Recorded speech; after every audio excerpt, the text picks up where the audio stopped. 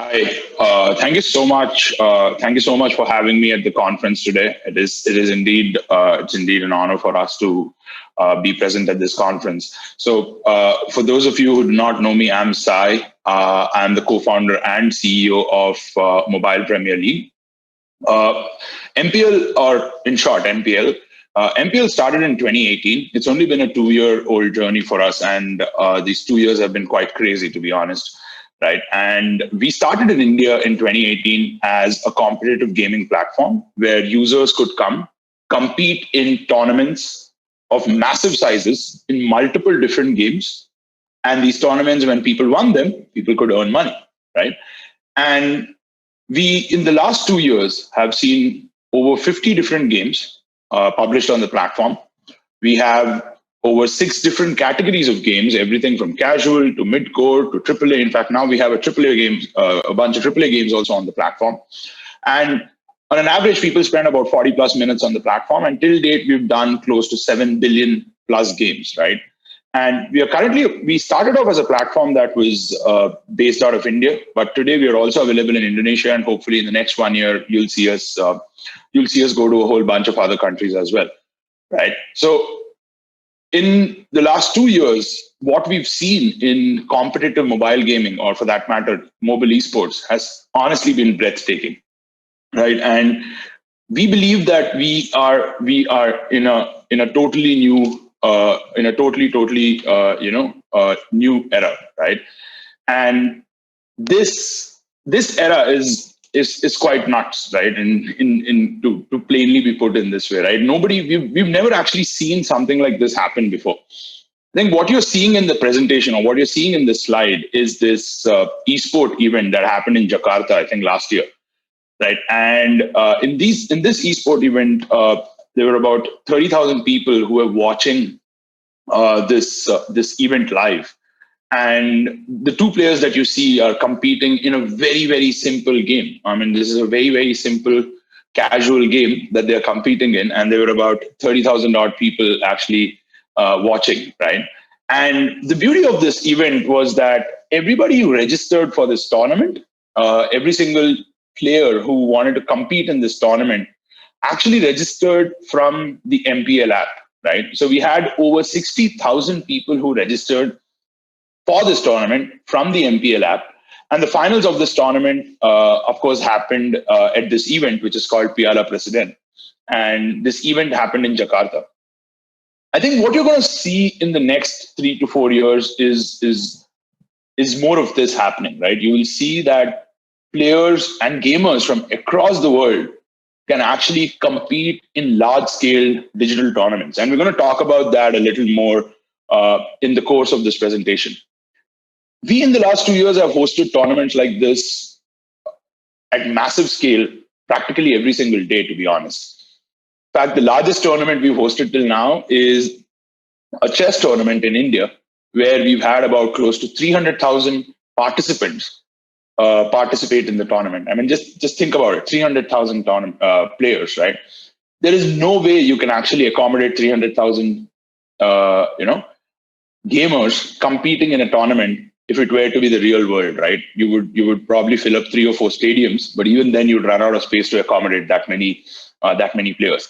Now that is the beauty of competitive digital gaming, because you need not think about space, you need not think about the organizing, you need not think about how you're going to get people together. Everybody can just pick up their phones, register for the tournament, and they can just get going. And that's the reason why I honestly say that we are living in a new era. And this has not been possible to do before. This has only been possible to do now because of extremely good smartphones and extremely good connectivity. And this, in fact, shows up in every single metric that you see, right? And not only is competitive gaming or mobile gaming on the rise, but it is also the future of social media. You will see that in every industry that gaming has penetrated well. It has been probably the biggest source of entertainment in that ecosystem. it even surpasses music streaming, video streaming in the ecosystems that it's been very in the ecosystems that it's penetrated very well. That can be US, it can be China, and now in the next 2-3 years you'll see that in India, and that is something that's already happened, or in fact happening in Southeast Asia. And the esports aspect of mobile gaming is honestly by its very nature social, right? So when you compete with 100 people, or when you compete with 1,000 people, or when you're competing with 10,000 people, by its very nature, you are actually communicating with these people. You're actually talking to these people. It's a community that gets built around the tournament by default. Kind of like how a community is built around this conference, right? The fact that all of you guys are here, and the fact that all of us are, even though it's virtual, all of us are talking, and the fact that I'm able to speak to you, there's a community that gets built around it. So by the very nature, any tournament or any event automatically builds a community around it. And that is precisely why esports, and in fact, the format of esports that I'm referring to, atop of mobile gaming, is actually the future of social media. And you'll see that in almost every single metric or every single report that is being published. And even if you look at with respect to the number of participants or the number of users who are a part of esports, that's been steadily growing all the way from 2018, right? And it's been growing at an annual growth rate of north of 10%. And I think in the next 3 or 4 years, I think this number will increase even more considerably than what's actually being estimated. In fact, even the revenue from this sector has been growing steadily, and it's been growing at an annual growth rate of north of 15%. So this industry in the next 4-5 years is actually going to be quite beneficial for developers, as well as investors, and as well as entrepreneurs to actually start thinking about, because the size and the scale of tournaments that you can host, and in fact the size and scale of content that can be generated out of these tournaments can be quite massive, right? And this industry, especially in India, is actually seeing some serious tailwinds, right? It's been probably the fastest growing industry in India over the last 2-3 years. And that's precisely because of 3 fundamental reasons. Is one, the data connectivity in India has become extremely good. The cost of internet connectivity in India is the cheapest in the world, right? Practically, it's free of cost in most places in India. The second biggest advantage is the fact that devices in India have also become extremely cheap. But I think the biggest reason why this particular industry is doing so well in India is to do with the fact that India has made payments extremely ubiquitous, right?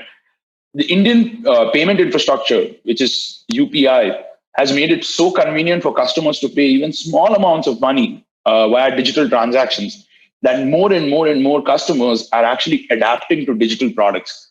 And competitive esports via MPL is just one such format, right? We expect this industry in India to keep growing at about a 15 to 20% growth rate year on year for the next 4-5 years at least. And that's the reason why in India, especially in the last 2 years, we've seen this industry, for all practical purpose, explode. And we expect the same to honestly happen in other parts of Southeast Asia as well, right? If you look at all the Southeast Asian countries, right? You look at Indonesia, you look at Vietnam, you look at Philippines. The number of gamers who are coming into the fold is steadily increasing, quarter on quarter, in fact, year on year, right? And on top of that, it is one of the areas where also payments is traditionally becoming better and better, right? Historically, digital payments in this part of the world had not had the best infrastructure. But in the last few years, thanks to a lot of wallet companies, thanks to a lot of digital payment companies, the payment infrastructure in practically all of these countries has become very, very good. Now that kind of sets up competitive gaming players, or for that matter, any other digital gaming players, to actually perform really, really well, right? And most of the gamers in Southeast Asia prefer playing competitive games. Unlike other markets, unlike even India for that matter, right? The gamers in Southeast Asia prefer competitive gaming over casual gaming. And that, I think, is one of the reasons why I'm even more bullish about Southeast Asia than I am about India. Because this market is this market is way more used to gaming than than India. People have been traditionally gamers in Southeast Asia, and in India, most people are taking to gaming right now.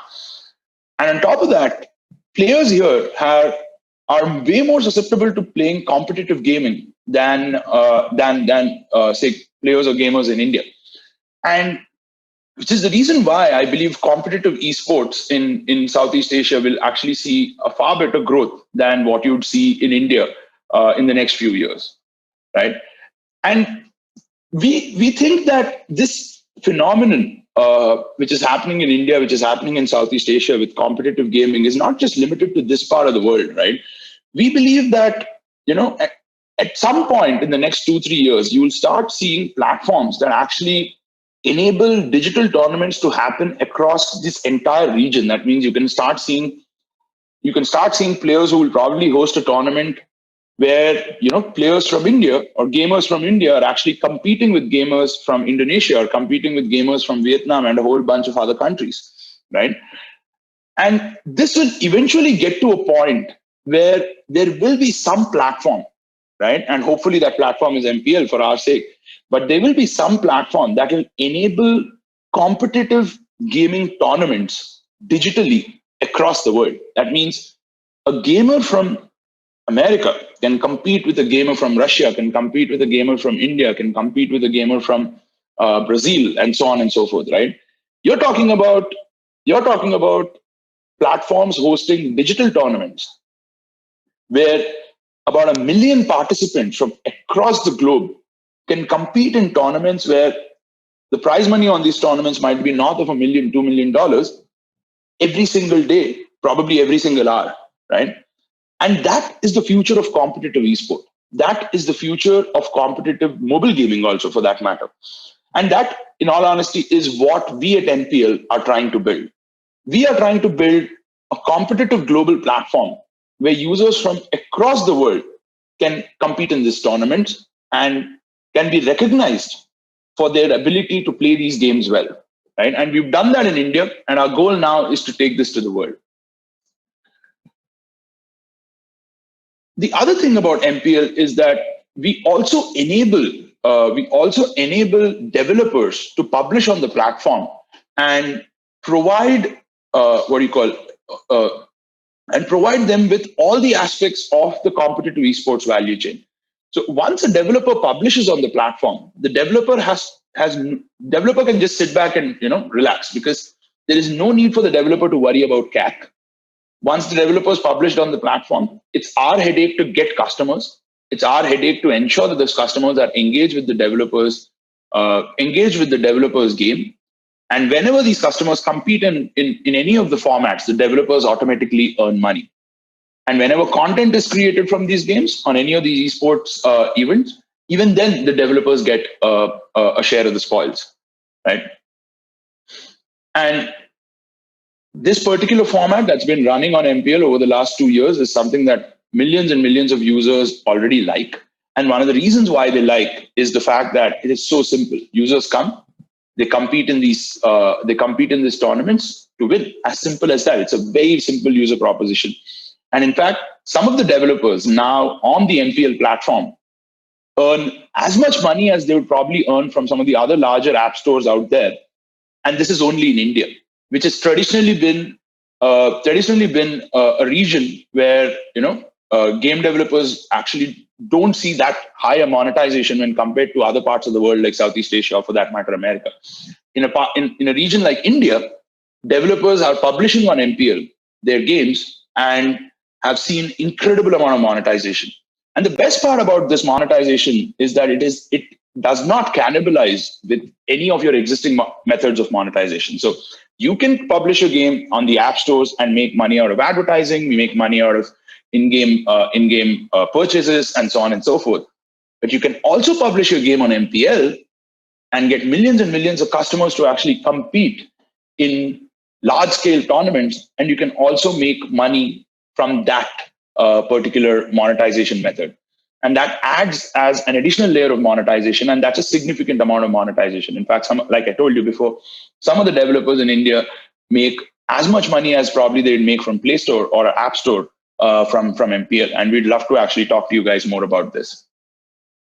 And that necessarily brings me to the end of my presentation, which is we are now a platform which has north of 12 million monthly active users across India and Indonesia.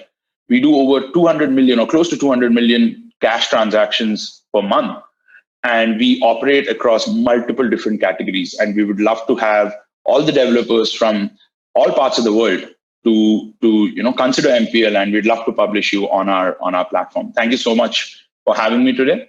It was indeed a fabulous event, and thank you so much for giving me the opportunity to present to you guys.